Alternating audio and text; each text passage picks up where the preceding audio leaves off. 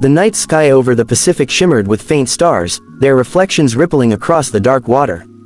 The air smelled of salt and smoke, the kind that clung to the back of your throat and warned of danger long before your mind caught up.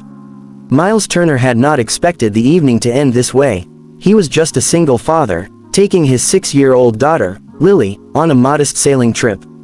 It was supposed to be peaceful, something simple to heal from years of heartbreak.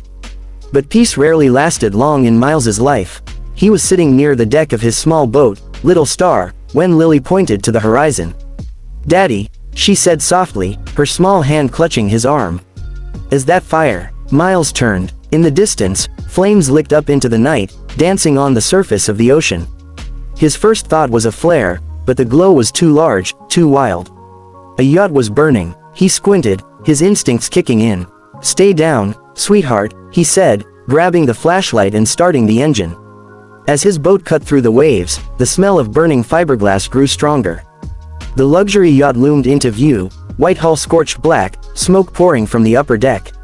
"Help!" a voice cried out. "Somebody, please." Miles didn't think twice. He steered closer, threw an anchor, and jumped into the water, his body slicing through the cold sea. Flames reflected off the surface as he swam toward the chaos. He climbed the side ladder, coughing through the smoke, and found a man slumped near the rail, blood streaking his temple. "Hey, stay with me," Miles shouted, dragging him up. The man's pulse was weak, his breath ragged. There was something familiar about his face, though Miles couldn't place it through the soot and firelight. He carried him over his shoulder, heat searing his skin, and dove back into the ocean. Behind him, the yacht let out a low, terrifying groan, and exploded. Miles pushed the injured man toward Little Star, yelling, "Lily, help me pull him up." Together, father and daughter managed to get the man aboard. Lily's eyes were wide with fear. "Daddy, who is he?" Miles looked down at the stranger. "I don't know," he murmured, pressing against the man's chest. "But he's alive. That's what matters." For hours, Miles kept him stable, using the little first aid kit he had. When dawn broke, they were still drifting. The yacht had vanished beneath the waves, leaving only debris and silence. When the man finally opened his eyes, he blinked at the sunlight. "Where am I?" "You're safe," Miles said. "Boat caught fire. I pulled you out." The man's gaze was unfocused at first, then sharp. "You saved me." Miles nodded. "Yeah, what's your name?" The man hesitated. Ethan Cross." The name hit Miles like a wave. Ethan Cross, the billionaire tech magnate, owner of Cross Dynamics, one of the most powerful companies in America. His face was on every business magazine in the country. But here he was, barefoot, burned, and barely alive on Miles Turner's modest fishing boat. Miles offered him water. "You're lucky we were nearby." Ethan gave a faint, humorless smile. "Luck had nothing to do with it, I think." By the time the Coast Guard spotted them, hours later, the sky was clear and blue. Miles handed Ethan over to the rescue team quietly. He didn't stay to answer questions. He didn't want cameras or news crews. He didn't even want his name in a report. He just wanted to protect his daughter, and disappear back into the quiet life he fought to rebuild. When Ethan tried to ask for his rescuer's name, the Coast Guard officer shrugged. "Man didn't leave one," said he was just doing what anyone would have done.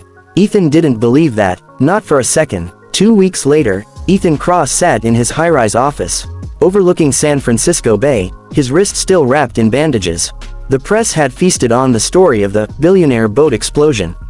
They called it an accident, faulty wiring, they said, but Ethan knew better. Someone had sabotaged the yacht. He replayed the moments before the fire. A glass of champagne, the sound of footsteps behind him, the hiss of gas. Then, blackness, but above all, he remembered the man's voice, the one who saved him. Calm, steady, determined. He couldn't rest until he found him. Miles had returned to a quiet coastal town in Oregon. He fixed boats for a living, lived in a small rented cottage by the water, and tucked Lily into bed every night with a kiss on her forehead. Life was simple, and that's how he wanted it. He had once been a firefighter, a good one.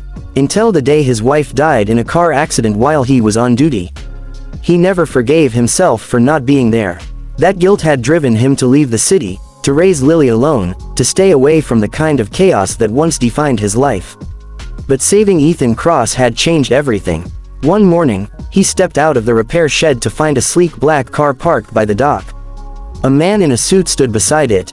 "Mr. Turner?" the man asked. Miles's heart sank. "Who's asking?" The man handed him a card. "Cross Dynamics," embossed in silver. "Mr. Cross would like to see you." Miles frowned. "Tell Mr. Cross I'm not interested." The man hesitated. "He's very insistent. He wants to thank you personally." Miles shook his head. "I didn't save him for thanks." And with that, he turned away. Days later, Ethan showed up in person. He arrived quietly, without reporters, without his entourage. He found Miles repairing a fishing net by the pier. "I thought you didn't want to be found," Ethan said, approaching slowly. Miles looked up, wiping his hands on a rag. "I didn't." Ethan smiled faintly. "You saved my life. The least I can do is thank you." "I already told your guy, no thanks needed." Ethan studied him. "You could have died out there." "So could you," Miles replied simply. "Guess we both got lucky." Ethan chuckled, but there was something behind his eyes, a mix of respect and curiosity. "You ever think of working for someone like me? Security, rescue operations, anything. You've got the instincts." Miles shook his head. "I've got a daughter. She's my only job now." Ethan nodded. "I understand." He paused, then added, "If you ever need anything, anything at all, call me." He handed Miles a card. Miles didn't take it. "Keep your card, Mr.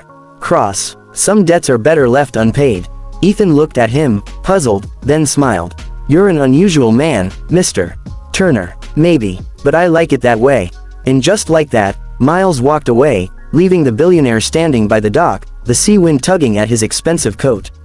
Months passed. Ethan returned to his empire, but he couldn't shake the memory of the quiet man who had vanished as suddenly as he'd appeared. Miles Turner had become something of a ghost, no online footprint, no public record beyond a fishing license. But fate, as always, had other plans. One rainy night, Ethan's car broke down outside Portland. As he waited for assistance, he noticed a tow truck pull up. The driver stepped out, tall, calm, wearing a navy jacket. It was Miles. Recognition flashed between them like lightning. "Of all the people in Oregon," Ethan said, laughing under the rain, "it had to be you." Miles smiled faintly. "Guess I was meant to keep you alive." Ethan stepped closer. "Maybe it's time I return the favor." Miles looked at him curiously. "And how do you plan to do that?" Ethan gestured toward the horizon, toward the endless possibilities of life. "By giving you a new one. You and your daughter. A chance to start over, without running, without hiding." Miles hesitated, his mind torn between pride and exhaustion. Then, for the first time in years, he let his guard down. Maybe saving a billionaire wasn't the strangest thing that had happened to him. Maybe the strangest thing was finding a friend where he least expected it. He finally extended his hand. "All right, Ethan, one chance." Ethan took it firmly, smiling through the rain. "Deal." And though no one else knew their story, two men, one who had lost everything, and one who had everything to lose, walked away that night with a promise that neither fame nor fortune could buy. For in the end, it wasn't about who saved whom. It was about two lives, both adrift, finally finding their way home.